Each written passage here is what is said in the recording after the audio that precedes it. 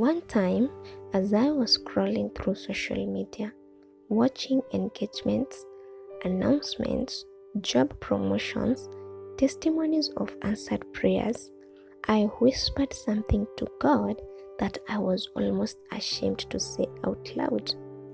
That God, did you forget me?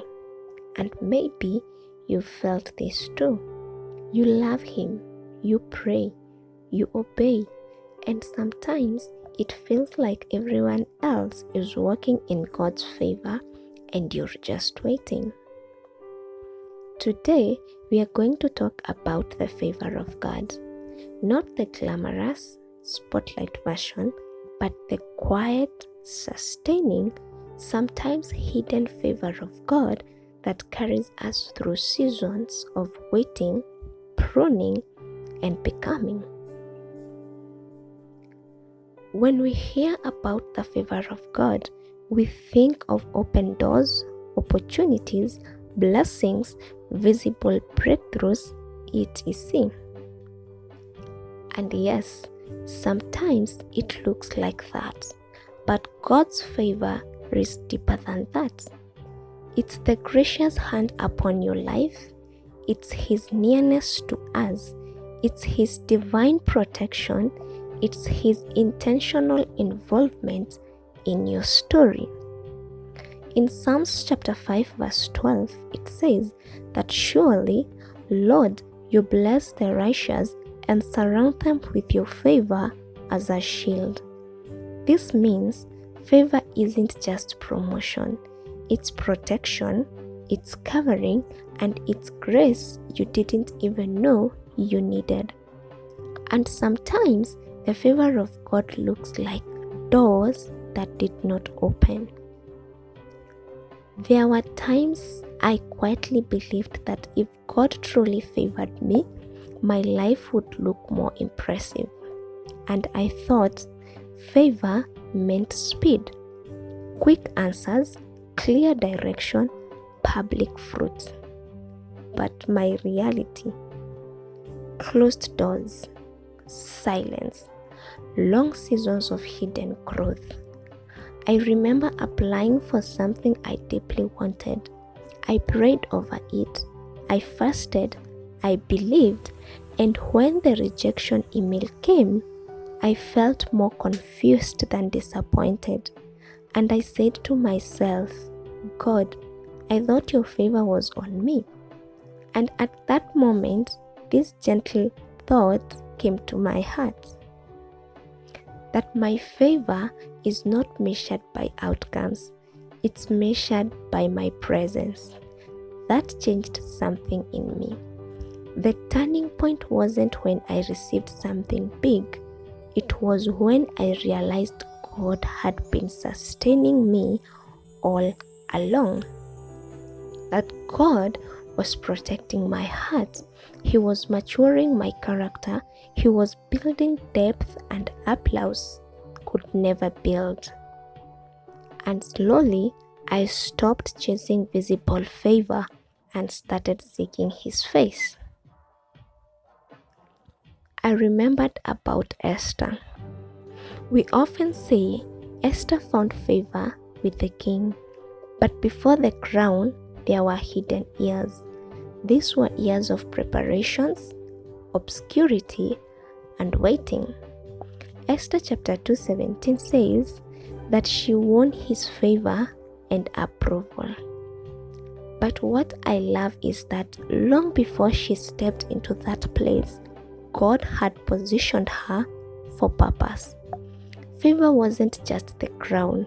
Favor was being placed exactly where she needed to be at the right time. And sometimes God's favor is positioning you quietly for something you can't see yet. Another beautiful example in the Bible was Joseph. He had favor in prison, in slavery, and in betrayal. Genesis 39:21, it says, "The Lord was with him. He showed him kindness and granted him favor in the eyes of the prison warden." Prison and favor, in the same sentence? You wonder. That means that favor is not the absence of hardship. It's the presence of God within that hardship. And sometimes we think, if I was truly favored, this wouldn't be so hard. If I was truly favored, I wouldn't be single. If I was truly favored, I wouldn't struggle financially. If I was truly favored, doors would open faster. But oh, my sweet friends, what if favor is keeping you from what would harm you? What if favor is developing resilience? What if favor is teaching you to depend on God deeply? What if favor is forming Christ in you? Favor is not proof that life is easy. It's proof that God is near. If you feel overlooked right now, you feel behind and forgotten, you are not unfavored. It's God's favor is not a spotlight, it's a covering. It may not always be so loud, but it is constant. And the beautiful thing about grace is you cannot earn favor. You can't lose it by being imperfect. Oh, that through Jesus we stand in grace. You are already standing in it. Even in your waiting, even in your becoming, even in your tears, you're already standing in the favor of God. Some of the ways to walk in awareness of God's favor. Number 1, practice daily gratitude. Favor often hides in small things. Waking up with strength, unexpected encouragement, peace during stress. Write down 3 small evidences of grace daily. 2, stop measuring your life against timelines. Comparison blinds us to favor. When you scroll and feel less than, pause. Whisper, God's story for me is unique. Number 3, pray for alignment, not just advancement. Instead of Lord promote me, try and say, Lord position me. Alignment is safer than acceleration. And number 4, remember past faithfulness. Reflect on moments where God carried you before. Favor has likely been sustaining you longer than you realize it. And sometimes God's greatest favor is becoming the kind of woman or man that can carry what he or she has been praying for. Depth before visibility, character before platform, wholeness before partnership. And that process is sacred. Don't rush what God is gently forming in you. You are not behind, you're being prepared.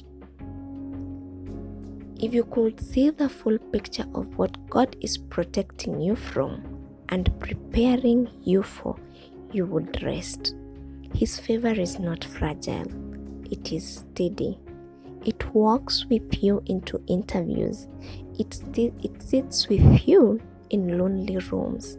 It steadies your heart when anxiety rises. It closes doors you begged him to open. And one day you will look back and say, that was favor. I'd love to hear from you.